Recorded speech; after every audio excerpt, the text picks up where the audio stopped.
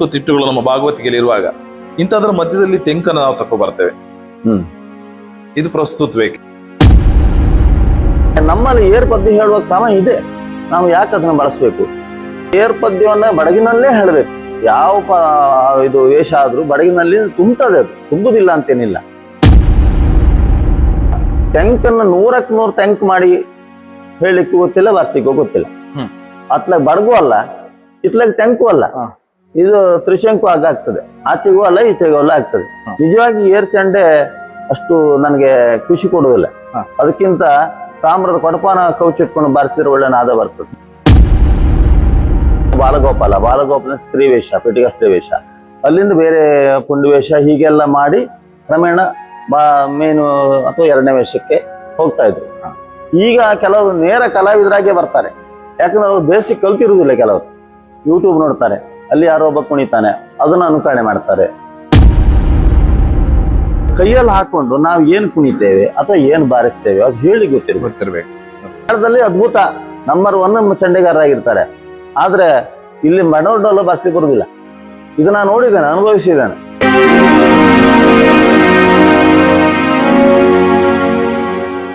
ಪ್ರಿಯ ವೀಕ್ಷಕರೇ, ಕಾರ್ಯಕ್ರಮವನ್ನು ನೋಡಿ ಹಾಗೆ ಸುಮ್ಮನಾಗಬೇಡಿ. ನಮ್ಮ ಕಲಾಜೀವಿ ಯೂಟ್ಯೂಬ್ ಚಾನಲ್ ಅನ್ನ ಸಬ್ಸ್ಕ್ರೈಬ್ ಮಾಡಿ, ಶೇರ್ ಮಾಡಿ, ನಮ್ಮನ್ನ ಪ್ರೋತ್ಸಾಹಿಸಿ. ನಮ್ಮ ಚಾನೆಲ್ ಅನ್ನು ಸಬ್ಸ್ಕ್ರೈಬ್ ಮಾಡಿ ಪ್ಲೀಸ್. ಕೂಡ್ಲಿ ದೇವದಾಸರವರು ಬಡಗುತಿಟ್ಟಿನ ಯಕ್ಷ ಪ್ರಪಂಚದಲ್ಲಿ ಭಾಗವತಿಕೆಯಲ್ಲಿ ಒಂದು ಅನೇಕ ತಿಟ್ಟುಗಳು ಮಟ್ಟುಗಳನ್ನೆಲ್ಲ ಕಾಣ್ತೇವೆ. ಒಂದು ಸಮೃದ್ಧವಾದಂತ ಮಟ್ಟು ತಿಟ್ಟುಗಳು ನಮ್ಮ ಭಾಗವತಿಕೆಯಲ್ಲಿ ಇರುವಾಗ ಇಂಥದ್ರ ಮಧ್ಯದಲ್ಲಿ ತೆಂಕನ್ನು ನಾವು ತಕೊ ಬರ್ತೇವೆ. ಇದು ಪ್ರಸ್ತುತವೇ. ಕೆಲವೊಮ್ಮೆ ನಿಜವಾಗಿ ನಾವು ಮೇಳಕ್ಕೆ ಹೋಗುವಾಗ ತೆಂಕಲ್ಲ ಇರ್ಲಿಲ್ಲ, ತೆಂಕನ್ನು ನಾವು ಬಾರಿಸ್ತಿರ್ಲಿಲ್ಲ. ಅದು ಇತ್ತೀಚೆ ತೆಂಕು ಬಡಗು ಆಟ ಒಟ್ಟೊಟ್ಟಿಗೆಲ್ಲ ಆಗ್ತದೆ. ಕೆಲವೊಮ್ಮೆ ಒಂದು ಪ್ರಸಂಗ ಅವ್ರದ್ದು, ಒಂದು ಪ್ರಸಂಗ ಇವರು, ಹೀಗೆಲ್ಲ ಮಾಡುವುದರಿಂದ ಬಂದಿರ್ಬೋದು. ಬಡಗಿನ ಕೆಲವು ಹೆಜ್ಜೆಗಳು ತೆಂಕಿನವರು ಕುಣಿತಾರೆ, ಶ್ರೀವೇಶ ಅವರು ಇವರೆಲ್ಲ. ಬಡಗಿನಲ್ಲಿ ತೆಂಕಿನ ಏರು ಪದ್ಯಗಳಿಗೆ ಹೆಚ್ಚಾಗಿ ಬಳಸ್ತಾರೆ. ಆದ್ರೆ ನಮ್ಮಲ್ಲಿ ಏರು ಪದ್ಯ ಹೇಳುವ ಕ್ರಮ ಇದೆ, ನಾವು ಯಾಕೆ ಅದನ್ನ ಬಳಸಬೇಕು? ಅದನ್ನ ಬಳಸಿ ನಮ್ಮಲ್ಲಿ ಏನು ಇಲ್ಲ ಅಂತ ನಮ್ಗೆ ಯಾರಿಗೂ ಗೊತ್ತಾಗುದಿಲ್ಲಲ್ಲ. ಆದ್ರೆ ನಮ್ಮಲ್ಲಿ ಏರ್ ಪದ್ಯವನ್ನ ಬಡಗಿನಲ್ಲೇ ಹೇಳಬೇಕು. ಯಾವ ಇದು ವೇಷ ಆದ್ರೂ ಬಡಗಿನಲ್ಲಿ ತುಂಬುತ್ತದೆ, ಅದು ತುಂಬುದಿಲ್ಲ ಅಂತೇನಿಲ್ಲ. ಆದ್ರೆ ಕಲಾವಿದರಿಗೆ ಅದು ಸುಲಭ ಆಗ್ತಾ ಅಂತ ಮಾಡಿಕೊಂಡಿರ್ಬೋದು. ಏನೋ ಅಬ್ಬರ ಆಗ್ತಾ ಅಂತ ಈ ಏರ್ ಚಂಡೆ ಬಂದಿದೆ. ಏರ್ ಚಂಡೆ ಬರ್ಲಿಕ್ಕೆ ಕಾರಣ ತೆಂಕಿನ ಒಂದು ಪ್ರಭಾವ ಇರ್ಬೋದು. ಅವರೊಟ್ಟಿಗೆ ಇವ್ರು ಮಾಡುವಾಗ ನಿಜವಾಗಿ ಏರ್ ಚಂಡೆ ಅಷ್ಟು ನನಗೆ ಖುಷಿ ಕೊಡುವುದಿಲ್ಲ. ಅದಕ್ಕಿಂತ ತಾಮ್ರದ ಕೊಡಪಾನ ಕೌಚಿಟ್ಕೊಂಡು ಬಾರಿಸಿದ್ರೆ ಒಳ್ಳೆ ನಾದ ಬರ್ತದೆ. ಹೌದೌದು, ಅದು ಶ್ರುತಿ ಸರಿಯಾಗಿ ಕೊಡ್ತ ಅಂತ ಹೇಳಿ ಕೊಡ ಪಂಚಮಕ್ಕೆ ಸೇರಿಸ್ತಾನೆ ಅಂತಾರೆ. ಅದು ಅದಕ್ಕೆ ಒಂದು ಚಂಡೆ ಮೊದಲೇನೆ ಸಮ ಶ್ರುತಿ ಮಾಡ್ಕೊಳ್ಳಿಕ್ಕೆ ಆಗುದಿಲ್ಲ. ಇವ್ರು ಅದನ್ನ ಎಷ್ಟೋ ಹೊತ್ತಿಗೆ ಮಾಡಿ ಇಡ್ತಾರೆ, ಕಡೆ ತಂದು ಬಾರಿಸ್ತಾರೆ ಬಡ ಬಡ ಅಂತ. ಆದ್ರೆ ಅದು ಕರೆಕ್ಟ್ ಪಂಚಮಕ್ಕೆ ಸೇರಿದ್ರೆ ಅಡ್ಡಿಲ್ಲ, ಆದ್ರೂ ಅದು ಕಟಕಟ ಆಗ್ತದೆ. ಅದು ನಾದ ಹೆಚ್ಚು ಬರುವುದಿಲ್ಲ ಅದರಲ್ಲಿ. ಈ ಮಾಮೂಲಿ ಶ್ರುತಿ ಕೂಡಿಸಿದ ಚಂಡೆ ಹಾಗೆ ಸಮಶ್ರುತಿಗಿರುವ ಚಂಡೆ ಅದು ಚಂದ ಕೇಳ್ತದೆ. ಯಾವುದೇ ವಾದನ ಸಮಶ್ರುತಿಗಿದ್ರೆ ಚಂದ ಕೇಳ್ತದೆ. ಹಾಗಿದ್ರೆ ಅದನ್ನ ಬಾರಿಸ್ಬೇಕಂತ ಇದರಲ್ಲೇ ಬಾರಿಸಿ ಸಾಕಾಗ್ತದೆ. ಅದು ನಮ್ಮ ಕಲ್ಪನೆ ಹಾಗೆ ಆಗಿದೆ.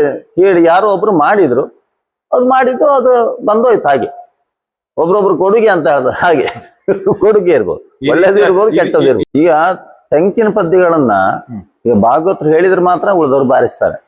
ಭಾಗವತರು ಹೇಳದಿದ್ರೆ ಎಂತ ಮಳೆಗೆ ಆಗುದಿಲ್ಲ. ಆದ್ರೂ ನಾವೀಗ ಏನು ಗೊತ್ತಾ, ಬಾರಿಸೋರಿಗೆ ಕೂಡ ತೆಂಕನ್ನು 100ಕ್ಕೆ 100 ತೆಂಕ್ ಮಾಡಿ ಹೇಳಿಕ್ಕೂ ಗೊತ್ತಿಲ್ಲ, ಬರ್ತಿಕ್ಕೂ ಗೊತ್ತಿಲ್ಲ. ಅತ್ಲಾಗ ಬಡಗೂ ಅಲ್ಲ, ಇತ್ಲಾಗ ತೆಂಕು ಅಲ್ಲ, ಇದು ತ್ರಿಶಂಕು ಆಗ್ತದೆ. ಆಚೆಗೂ ಅಲ್ಲ ಈಚೆಗೂ ಅಲ್ಲ ಆಗ್ತದೆ. ಹಾಗಾಗ್ಬಾರ್ದು. 100ಕ್ಕೆ 100 ತೆಂಕ್ ಬಾರಿಸ್ಲಿಕ್ಕೆ ನಮ್ಮಲ್ಲಿ ಖಂಡಿತ ಸಾಧ್ಯ ಇಲ್ಲ. ಯಾಕಂದ್ರೆ ಅವರ ಕ್ರಮ ನಮ್ಗೆ ಪೂರ್ಣ ಗೊತ್ತಿರುವುದಿಲ್ಲ. ಅಂದಾಜಿನಲ್ಲಿ ನೋಡ್ಕೊಂಡೇ ಬಾರಿಸೋದ್ ಬಿಟ್ರೆ ಅವರು ಹಾಗೆ ಮಾಡ್ತಾರೆ. ತೆಂಕ್ನಲ್ಲೂ ಕೂಡ ಈಗ ಬಡಗಿನ ಕೆಲವು ವೇಷಗಳನ್ನ ಕುಣಿಸ್ತಾರೆ. ಬಡಗಿನ ವೆರೈಟಿ ಮುಕ್ತಾಯ ಮಾಡುವಾಗ ಅವರದ್ದು ಯಾವ್ದೊಂದು ಅವರು ಮುಕ್ತಾಯ ಮಾಡ್ಕೊಂಡು ಅದನ್ನೇ ಎಂಡ್ ಮಾಡ್ತಾರೆ. ಹಾಗೆ ಎರಡು ಮಿಶ್ರ ಆಗುವಾಗ ಈ ಸಮಸ್ಯೆ. ನಾನು ಹೇಳುದು ಬಡಗಿನದ್ದು ಬಡಗಿನವರೇ ಅಷ್ಟೇ ಮಾಡ್ಬೇಕು, ತೆಂಕು ಅವ್ರದ್ದು ಅವರೇ ಮಾಡ್ಬೇಕು. ಆಗ ಆ ಕಲೆಗೂ ನಾವು ಒಂದು ಆದ್ಯತೆ ಕೊಟ್ಟಂಗ ಆಗ್ತದೆ, ಒಂದು ನ್ಯಾಯ ಕೊಟ್ಟಂಗ ಆಗ್ತದೆ. ಅದು ಇದು ಮಿಶ್ರ ಮಾಡಿದ ಕೂಡಲೇ ಎಲ್ಲ ಗೊಂದಲ ಆಗ್ತದೆ. ಈ ರೀತಿಯಾಗಿ ತೆಂಕು ಬಡಗುಗಳನ್ನ ಮಿಶ್ರಣ ಮಾಡೋದಕ್ಕಿಂತ ನಮ್ಮಲ್ಲಿರ್ತಕ್ಕಂಥ ಕಲೆಯ ಪಾವಿತ್ರತೆಯನ್ನು ಉಳಿಸ್ಕೊಳ್ಬೇಕು ಅನ್ನೋದಕ್ಕೆ ಅದು ಅಗತ್ಯ ಇಲ್ಲ ನಮ್ಗೆ. ಯಾಕಂದ್ರೆ ನಮ್ಮಲ್ಲಿ ಉಂಟು, ಏರು ಪದ್ಯ ಹೇಳುವ ಕ್ರಮ ನಮ್ಮಲ್ಲಿ ಉಂಟಲ್ಲ, ಮೊದ್ಲಿಂದ ಮಾಡ್ಕೊಂಡ್ ಬರ್ಲಿಲ್ವಾ, ಅದನ್ನ ಬಳಸ್ಬೇಕು ಹೇಳುದ್ ನಾನು. ತೆಂಕಿ ನಾಟಕ ಹೋಗುವ, ಅಲ್ಲಿ ನೋಡುವ, ಅವ್ರದ್ದು ಚಂದ, ಅವ್ರದ್ದು ಬೇರೆ ರೀತಿ ಅದ್ರಲ್ಲಿ ನೋಡುವಂತದ್ದು ವಿಷಯ ಇದೆ. ಅದಕ್ಕೆ ಅದು ಚಂದ, ನಮ್ಗೆ ಇದೇ ಚಂದ. ಖಂಡಿತ. ಕೂಡ್ಲಿ ದೇವದಾಸರಾವ್ ಅವರೇ, ತಾವು ಗುರುಗಳಾಗಿ ಸುದೀರ್ಘ 40 ವರ್ಷಗಳ ಗುರುತನದ ಅನುಭವ ತಮಗಿದೆ. ಈ ಹಿಂದೆ ರಂಗಕ್ಕೆ ಹೋಗುವ ಪೂರ್ವದಲ್ಲಿ ಗುರುಗಳಲ್ಲಿ ತನ್ನ ಸಿದ್ಧತೆಗಳನ್ನ ಕಲಾವಿದರು ಯಾವ ರೀತಿ ಮಾಡ್ಕೊಳ್ತಾ ಇದ್ರು, ಪ್ರಸ್ತುತ ಕಾಲದಲ್ಲಿ ರಂಗಕ್ಕೆ ಹೋಗುವಂತಹ ಯುವ ಕಲಾವಿದರುಗಳು ಯಾವ ರೀತಿ ತಯಾರಾಗ್ತಾ ಇದ್ದಾರೆ, ಇದರಲ್ಲಿ ಏನಾದ್ರು ಬದಲಾವಣೆಗಳನ್ನು ನೀವು ಕಂಡಿದ್ದೀರಾ? ಅಂದ್ರೆ ಬಹಳ ಹಿಂದೆ ಗುರುಮುಖಿಯನ್ನ ಕಲ್ತು ಅಥವಾ ನೀವು ಮೇಳಕ್ಕೆ ಹೋಗಿ ದಿಢೀರ್ ಕಲಾವಿದರಾಗ್ತಿರ್ಲಿಲ್ಲ ಯಾರು. ಹಂತವಾಗಿ ಬೆಳೀತಾ ಇದ್ರು. ಈಗ ಪ್ರಮುಖ 2ನೇ ವೇಷಧಾರೆ ಆದವರು ಕೂಡ ಅವರು ಕೋಡಂಗಿ ಮಾಡಿದವರೇ ಒಂದು ಕಾಲದಲ್ಲಿ. ಆಮೇಲೆ ಕೋಡಂಗಿಯಿಂದ ಬಾಲಗೋಪಾಲ ಸ್ತ್ರೀ ವೇಷ, ಪೀಠಿಕಾ ಸ್ತ್ರೀ ವೇಷ, ಅಲ್ಲಿಂದ ಬೇರೆ ಪುಂಡಿ ವೇಷ, ಹೀಗೆಲ್ಲ ಮಾಡಿ ಕ್ರಮೇಣ ಮೇನು ಅಥವಾ 2ನೇ ವೇಷಕ್ಕೆ ಹೋಗ್ತಾ ಇದ್ರು. ಈಗ ಕೆಲವರು ನೇರ ಕಲಾವಿದರಾಗೆ ಬರ್ತಾರೆ, ಯಾಕಂದ್ರೆ ಅವ್ರು ಬೇಸಿಕ್ ಕಲ್ತಿರುವುದಿಲ್ಲ. ಕೆಲವರು ಯೂಟ್ಯೂಬ್ ನೋಡ್ತಾರೆ, ಅಲ್ಲಿ ಯಾರೋ ಒಬ್ಬ ಕುಣಿತಾನೆ, ಅದನ್ನ ಅನುಕರಣೆ ಮಾಡ್ತಾರೆ. ಅದು ನಿಜವಾಗಿ ಸರಿಯಲ್ಲ. ಯಾಕಂದ್ರೆ ಅವ ಏನು ಕುಣಿತಾನೆ ಅಥವಾ ಅವ ಏನು ಬಾರಿಸ್ತಾನೆ ಅವನಿಗೆ ಅದು ಹೇಳಿ ಗೊತ್ತಿರ್ಬೇಕು. ಅದು ಆ ತಾಳದಲ್ಲಿ ಎಷ್ಟು ಸಿಗ್ತದೆ, ಹೇಗೆ ಸಿಗ್ತದೆ, ಅದು ಹೇಳಿ ಗೊತ್ತಿದ್ರೆ ಮಾತ್ರ ಗಟ್ಟಿಬೇಕು. ಅದೇ ಹೇಳುದು. ಪ್ರಾರಂಭದ ವಿದ್ಯೆ ಇದು ಉಂಟಲ್ಲ, ವಿದ್ಯೆ, ಆ ಪ್ರಾರಂಭ ಈಗ ಕಲಿದ್ರೆ ನಾವು ನೇರ ಬೇರೆ ಭಾಷೆ ಇದು ಬರೀಲಿಕ್ಕೆ ಆಗ್ತದ? ಇಲ್ಲ. ಅವಳು ಬರೀಬೇಕು, ಮೂಲ ಕಲಿಬೇಕು, ಅಕ್ಷರಗಳನ್ನು ಕಲಿಬೇಕು. ಇದು ಹಾಗೆ ತಾಳ ಇದನ್ನೆಲ್ಲ ಬೇಸಿಕ್ ಆಗಿ ಸರಿಯಾಗಿ ಕಲ್ತ್ರೆ ಅವ ಇನ್ನೊಬ್ಬ ಕಲಾವಿದರನ್ನ ನೋಡಿಯೂ ಕಲಿಬಹುದು. ಹಾಗೆ ಅವ ಎಲ್ಲಿ ಎಂತ ಮಾಡಿದ, ಎಷ್ಟು ಮಾಡಿದ, ಹೇಗೆ ಮಾಡಿದ ಅಂತ ನಾವು ನೋಡಿ ಕಲಿಬಹುದು. ಇಲ್ದಿದ್ರೆ ಅಂದಾಜಿ ಕುಣಿದಾಗ್ತದೆ. ಅವ್ನ್ ಮಾಡುದು ಸರಿ ಇರ್ಬೋದು, ಆದ್ರೆ ಅವ್ನ್ ಹೇಳಿಕ್ ಬರುದಿಲ್ಲ. ನಾನೇ ಎಷ್ಟೋ ಕಡೆ ನೋಡಿದ್ದೇನೆ. ಈಗ ನಾವು ಶ್ರೀವೇಶ್ವರ ಹತ್ರ ಇವತ್ತೆಂತ ಕುಣಿತಿ ಮಾರಾಯ, ಏನ್ ಬಾರಿಸ್ಬೇಕು ನಾನು, ಅವ್ರು ಒಂದೊಂದು ಹೊಂದಾಣಿಕೆ ಮಾಡ್ಕೊ, ಅವ್ರಿಗೆ ಹೇಳಿಕ್ ಬರುದಿಲ್ಲ. ನಾನು ನೋಡಿದ್ದಾನೆ ಇದನ್ನ ಒಬ್ರ ಹತ್ರ, ಅವ್ರು ಒಳ್ಳೆ ಕಲಾವಿದ್ರೆ, ಇದು ಎಂತ ಹೇಳಿ ಮಾರಾಯ ಕೇಳಿದ್ರೆ, ಅದು ನಂಗೆ ಹೇಳಿ ಬರುದಿಲ್ಲ, ಹಾಗಿದ್ರೆ ಕುಣ್ ತೋರ್ಸಂದ್ ತೋರ್ಸ್ದ. ಆಮೇಲೆ ನಾವು ಅಂದಾಜು ಮಾಡ್ಕೊಂಡು, ಅಂದ್ರೆ ಅವ್ರಿಗೆ ಹೇಳಿಕ್ ಬರುದಿಲ್ಲ. ಕೈಯಲ್ಲಿ ಹಾಕೊಂಡು ನಾವು ಏನ್ ಕುಣಿತೇವೆ ಅಥವಾ ಏನ್ ಬಾರಿಸ್ತೇವೆ ಅದು ಹೇಳಿ ಗೊತ್ತಿರ್ಬೇಕು. ಅದು ಅದರಲ್ಲಿ ವ್ಯತ್ಯಾಸ ಇರ್ಬೋದು. ಈಗ ಹೇಳುವಣಿಗೆಯಲ್ಲಿ ವ್ಯತ್ಯಾಸ ಇರ್ಬೋದು, ವ್ಯತ್ಯಾಸ ಇರ್ಬೋದು, ಆದ್ರೆ ವಿಷಯ ಅಷ್ಟೇ ಇರುದು. ಒಬ್ಬ ತರಿಕೀಟ ಇನ್ನೊಬ್ಬ ಕೀಟ ತಕ್ಕ ಆಡ್ಬೋದು, ಆದ್ರೂ ಅಷ್ಟಾದ್ರೂ ಗೊತ್ತಿರ್ಬೇಕು. ಹಾಗಿದ್ರೆ ಸುಲಭ ಆಗ್ತದೆ. ಕೂಡ್ಲಿ ಅವರೇ, ನಾವು ರಂಗದಲ್ಲಿ ಕಾಣ್ತೇವೆ ಪೀಠಿಕಾ ಸ್ತ್ರೀ ವೇಷದ ಕುಣಿತಗಳು, ಅಥವಾ ಸುಬ್ಬರಾಯನ ಕುಣಿತಗಳು, ಅಥವಾ ಒಂದು ಒಡ್ಡೋಲಗದ ಕುಣಿತವೋ, ಇಲ್ಲ ಒಂದು ರಾಕ್ಷಸನ ಒಡ್ಡೋಲಗೋ, ಈ ರೀತಿಯಾಗಿ ಯುದ್ಧ ನೃತ್ಯಗಳು, ಪ್ರಯಾಣ ನೃತ್ಯಗಳು, ಇಂಥದ್ದನ್ನೆಲ್ಲ ಕಾಣ್ತೇವೆ. ಅಂದಿನ ಕಾಲದಲ್ಲಿ ಕಲಾವಿದರಲ್ಲಿ ಕಂಡುಕೊಂಡಿರ್ಬೋದು. ಇಂದಿನ ಕಲಾವಿದರಿಗೆ ಅದರ ಪರಿಪೂರ್ಣ ಜ್ಞಾನ ಇದೆ ಅನ್ನುವಂಥದ್ದು ಏನಾದ್ರೂ ಇದೆಯಾ ತಮಗೆ? ಅದ್ರ ಬಗ್ಗೆ ತಮ್ಮ ಅಭಿಪ್ರಾಯ ಏನು? ಈಗ ನನಗೆ ಗೊತ್ತಿದ್ದ ಹಾಗೆ ಹೆಚ್ಚಿನವರಿಗೆ ಅದು ಗೊತ್ತಿಲ್ಲ. ಯುದ್ಧ ಕುಣಿತಗಳು, ಆಮೇಲೆ ಈಗ ಪೀಠಿಕಾ ಸ್ತ್ರೀ ವೇಷದ್ದು ಅದು ತುಂಬಾ ಚಾಲು ಇದೆ. ಈಗ ಮೇಳದಲ್ಲಿ ಮಾಡ್ತಾ ಇಲ್ಲ. ನಾವು ಮೇಳಕ್ಕೆ ಹೋಗುವಾಗ ಪೂರ್ವರಂಗ 3 ಗಂಟೆ ಇರ್ತಿತ್ತು. 7 ಗಂಟೆಗೆ ನಾವು ರಂಗಸ್ಥಳಕ್ಕೆ ಕೂತ್ರೆ 10 ಗಂಟೆ ತನಕ ಪೂರ್ವರಂಗ ಇರ್ತಿತ್ತು. ಆ ಶ್ಲೋಕಗಳಲ್ಲಿ ಅದನ್ನು ಕೂಡ ಹೇಳ್ತಿದ್ವಿ ನಾವು ಮೊದಲು. ಆಮೇಲೆ ಬಾಲಗೋಪಾಲ, ಶ್ರೀವೇಷ, ಆಮೇಲೆ ಷಣ್ಮುಖ ಸುಬ್ರಾಯ ನಾನು ನೋಡ್ಲಿಲ್ಲ. ಆ ಪದ್ಯಗಳೆಲ್ಲ ಇದೆ, ಆದ್ರೆ ನಾವು ಇತ್ತೀಚೆಗೆ ಅದನ್ನ ಮರು ಸೃಷ್ಟಿ ಮಾಡಿದ್ದೇವೆ. ನಾವು 1-2-3 ಜನ ಒಟ್ಟಾಗಿ ಕೆಲವು ಕಡೆ ಪ್ರದರ್ಶನ ಕೊಟ್ಟಿದ್ದೇವೆ ಅದನ್ನ.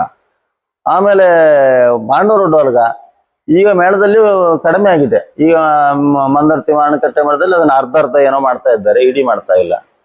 ಅಂದ್ರೆ ಅದೆಲ್ಲ ಇದ್ರೆ ಆ ಹೆಜ್ಜೆಗಳೆಲ್ಲ ಸ್ಪಷ್ಟ ಆಗ್ತದೆ, ಗೊತ್ತಾಗ್ತದೆ ಎಲ್ಲೆಲ್ಲಿ. ಮತ್ತು ಬಣ್ಣದೊಡ್ಡಲ್ಗಂತೂ ಯಾರಿಗೂ ಮಾಡ್ಲಿಕ್ಕೆ ಬರುದಿಲ್ಲ ಈಗ ಹೆಚ್ಚಿನವರಿಗೆ. ಅಂದ್ರೆ ಕಲಾವಿದ ಯಾರು ಮಾಡ್ಲಿಕ್ಕೆ ಗೊತ್ತಿದ್ರು ಹಿಮ್ಮೇಳದವ್ರಿಗೆ ಬರುದಿಲ್ಲ. ಅವರು ಮೇಳದಲ್ಲಿ ಅದ್ಭುತ ನಂಬರ್ 1 ಚಂಡಿಗಾರರಾಗಿರ್ತಾರೆ, ಆದ್ರೆ ಇಲ್ಲಿ ಬಣ್ಣದೊಡ್ಡಲ್ಲ ಬರ್ಲಿಕ್ಕೆ ಬರುದಿಲ್ಲ.